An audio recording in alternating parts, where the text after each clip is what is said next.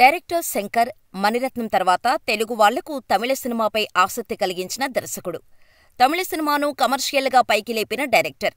ఎంతోమంది 80s, 90s కిడ్స్కి star director. Star డైరెక్టర్గా ఇప్పుడు రాజమౌళి అందుకుంటున్న జేజేలు శంకర్ తన సినిమాలతో ఎప్పుడో అందుకున్నాడు.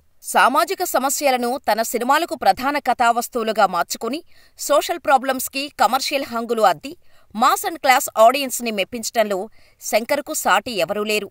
దక్షిణాది సినిమాలతో హోల్ ఇండియా మాట్లాడుకునేలా చేసిన దర్శకుడు శంకర్. పాన్ ఇండియా సినిమా పదానికి మొదటి torch bearer. Baahubali, KGF, Pushpa సినిమాల కంటే ముందు హిందీలో హిట్స్ కొట్టిన డైరెక్టర్ శంకర్. కానీ ఇదంతా గతం. ప్రస్తుతం శంకర్ ఫామ్ తగ్గింది. తీసే ప్రతి సినిమాలో శంకర్ మ్యాజిక్ మిస్ అవుతుంది. అసలు శంకర్కేమైంది? ఆయన సినిమాలు ఎందుకు దెబ్బకొడుతున్నాయి? శంకర్ సినిమాలు మిస్ఫైర్ అవ్వడానికి కారణమేంటో తెలుసుకుందాం. శంకర్ తమిళనాడులోని కుంభకోణంలో ఆగస్టు 17, 1964లో షణ్ముగం, ముత్తులక్ష్మి దంపతులకు జన్మించాడు. సినీ పరిశ్రమకు రాకముందు సెంట్రల్ పాలిటెక్నిక్ కాలేజీలో మెకానికల్ ఇంజనీరింగులో డిప్లొమా పూర్తి చేశారు. అయితే చిన్నతనం నుంచి శంకర్కు నటుడు అవ్వాలని కోరిక ఉండేది. వసంతరాగం, సీత ఇలా కొన్ని సినిమాలతో యాక్టర్గా కెరీర్ స్టార్ట్ చేశాడు శంకర్. ఇలా సినిమాలు చేస్తూనే శంకర్ నాటకాలు సొంతంగా రాసి ఫ్రెండ్స్తో కలిసి ప్రదర్శించేవాడు. ఇలా నాటకాలు వేస్తున్న శంకర్ను ఓ రోజు విజయ్ దళపతి తండ్రి తమిళ డైరెక్టర్ ఎస్.ఏ. చంద్రశేఖర్ చూశారు. శంకర్ రాసిన నాటకాలు నచ్చటంతో చంద్రశేఖర్ గారు శంకర్ని పిలిచి మరీ 1986లో ఆయన డైరెక్ట్ చేసిన వసంతరాగం, 1990లో సీత సినిమాల్లో శంకర్కు నటుడిగా అవకాశాలు ఇచ్చారు. ఆ పాత్రలకు పేరు రాలేదు, ఇక లాభం లేదు అనుకున్న చంద్రశేఖర్ గారు శంకర్ని నాకు అసిస్టెంటుగా చేయమని అడిగారు. అందుకు ఓకే చెప్పిన శంకర్ అసిస్టెంటు డైరెక్టర్గా కెరీర్ స్టార్ట్ చేశారు. రాజేష్ ఖన్నాతో తీసిన జై శివశంకర్ మూవీతో మంచి పేరొచ్చింది. ఆ తర్వాత కొన్నాళ్లపాటు పవిత్రన్ దగ్గర కూడా అసిస్టెంటు డైరెక్టర్గా పనిచేశారు శంకర్. చివరికి తానే డైరెక్టర్ అవ్వాలని డిసైడ్ అయ్యాడు. డైరెక్టర్గా సొంత ప్రయత్నాలు మొదలుపెట్టారు. అలా మలయాళం, తమిళ్లో సినిమాలో తీసే కుంజుమన్ కేటికి శంకర్ కథ వినిపించాడు. శంకర్ చెప్పిన కథ ఆయనకు బాగా నచ్చేసింది. హీరోగా ఎవరనుకుంటున్నావ్ అంటే కమల్ హాసన్ పేరు చెప్పాడు శంకర్. పాలిటిక్స్ ఉన్న సినిమా చేయనని కమల్ చెప్పేటంతో రాజశేఖర్ దగ్గరకు కథ వెళ్ళింది. ఆయన కూడా రిజెక్ట్ చేయటంతో యాక్షన్ హీరో అర్జున్ దగ్గరకు చేరింది. ఆయన కథ వినకుండానే నో చెప్పారట. కారణం, జెంటిల్మెన్కు ముందు అర్జున్ తన ఓన్ డైరెక్షన్లో సేవగన్ అనే సూపర్ హిట్ సినిమా తీసుకున్నారు. అప్పటివరకు తనను పట్టించుకోని డైరెక్టర్లు సినిమా హిట్టయ్యాక ఆయన ఇంటి చుట్టూ క్యూ కట్టడంతో కథ విననని చెప్పాడు అర్జున్. అయితే శంకర్ రిక్వెస్ట్ చేయటంతో కథ విన్న అర్జున్కి కథ చాలా నచ్చింది. శంకర్కు నో చెప్పలేక ఈ సినిమా మనం చేద్దాం అని చెప్పాడు. ఇలా 1993లో జెంటిల్మెన్ సినిమా కోసం మొదటిసారి మెగాఫోన్ పట్టి డైరెక్టర్ అయ్యాడు శంకర్. ఫస్ట్ మూవీనే సూపర్ హిట్. విద్యా వ్యవస్థలోని లోపాలపై ఆయన సంధించిన బాణం సూటిగా తాకటంతో అందరి ప్రశంసలు దక్కాయి. పైగా ఫస్ట్ సినిమా రోజాతోనే నేషనల్ అవార్డు కొట్టిన ఏఆర్ రెహమాన్ మ్యూజిక్ డైరెక్టర్గా ఉండటంతో జెంటిల్మ్యాన్ తమిళనాడు వ్యాప్తంగా సెన్సేషన్ క్రియేట్ చేసింది. తెలుగు, మలయాళంలోకి డబ్బవటంతో పాటు హిందీలోనూ విడుదలైంది. ఈ జోష్తో శంకర్ ఆ వెంటనే ఒక లవ్ స్టోరీని తీసుకున్నారు.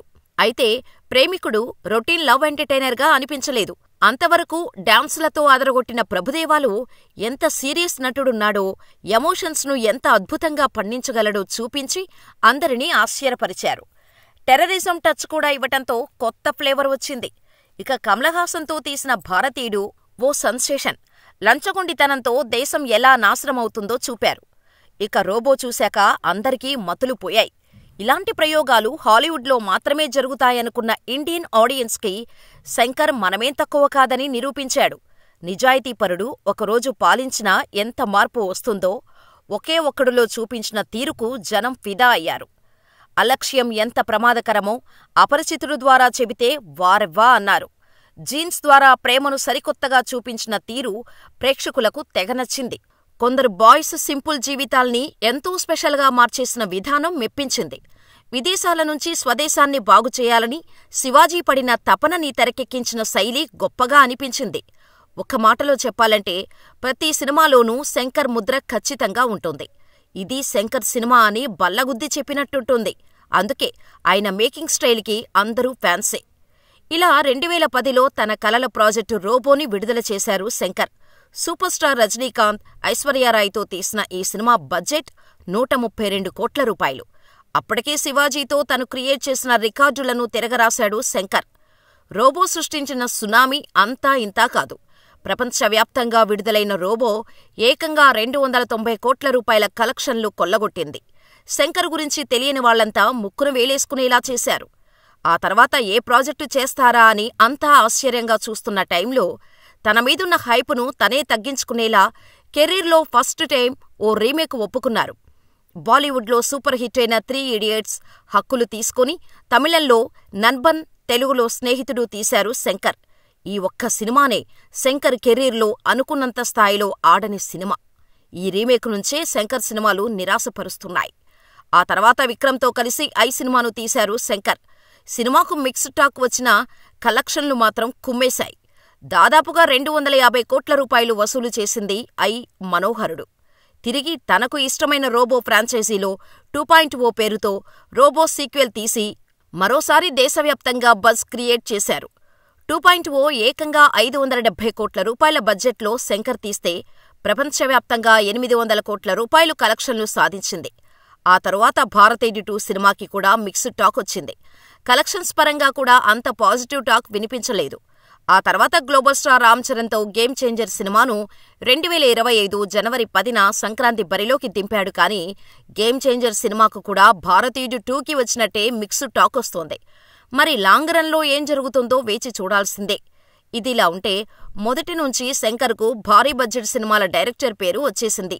జెంటిల్మ్యాన్ సినిమాకు అప్పటి వరకు ఓ తమిళ్ సినిమాకు పెట్టని ఖర్చు పెట్టారు.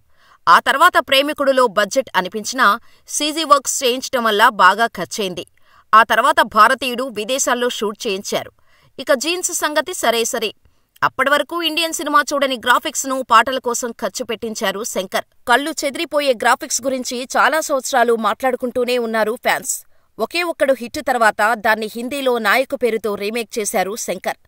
అక్కడ అది అంతగా ఆడకపోవటంతో శంకర్ అంటే కొంచెం భయం ఏర్పడింది తమిళ ప్రొడ్యూసర్స్లో. అందుకే తను కమల్ హాసన్తో ప్లాన్ చేసుకున్న రోబో కథను వాయిదా వేసుకున్నారు శంకర్. సిద్ధార్థ్, జెనీలియాతో తక్కువ నిర్మాణ వ్యయంలో బాయ్స్ సినిమా తన టాలెంటు, తన గ్రాఫిక్స్లో లేదని, తన టేకింగులో ఉందని మొత్తం ఇండస్ట్రీకి చాటి చెప్పారు శంకర్. విక్రమ్తో అపరిచితుడు లాంటి భారీ హిట్ కొట్టిన తర్వాత రజనీకాంత్తో శివాజీ తీశారు. అందుకోసం 60 కోట్లు ఖర్చు పెట్టారు.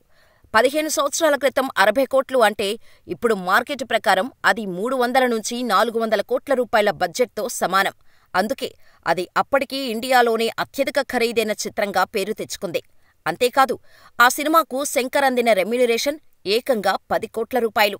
ఇప్పుడు గేమ్ చేంజర్ బడ్జెట్ 450 కోట్లు. ఈ మూవీలో పాటల కోసం 75 కోట్లు ఖర్చు చేశాడు డైరెక్టర్ శంకర్.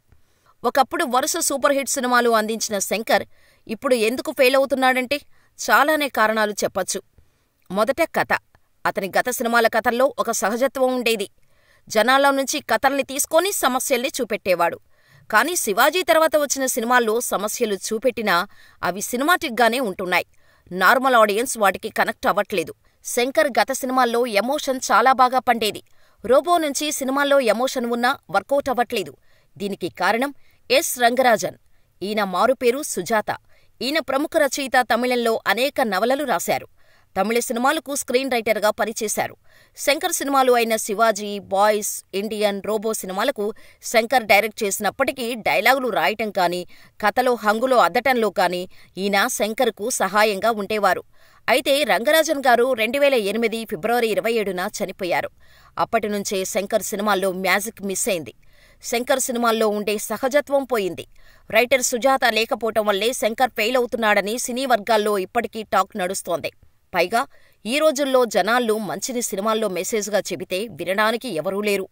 ఆ మెసేజ్ని ఎంటర్టైనింగ్గా, ఎంగేజింగ్గా చెప్పాలి. అప్పుడే మెసేజ్ ఓరియంటెడ్ సినిమాలు సక్సెస్ అవుతాయి. కానీ శంకర్ సినిమాల్లో ఈ మ్యాజిక్ మిస్ అవ్వడం వల్లే భారతీయుడు 2 డిజాస్టర్ అయింది. ఇప్పుడు గేమ్ చేంజర్ కూడా మిక్స్డ్ టాక్ మూటగట్టుకుంది. ఒకప్పుడు ఫైట్లు, కథ, కథనం ఇలా అన్నిటితో మెప్పించే సినిమాలు తీసిన శంకర్ గేమ్ చేంజర్తో అయినా కంబ్యాక్ ఇస్తాడేమో లాంగ్ రన్లో చూడాలి మరి.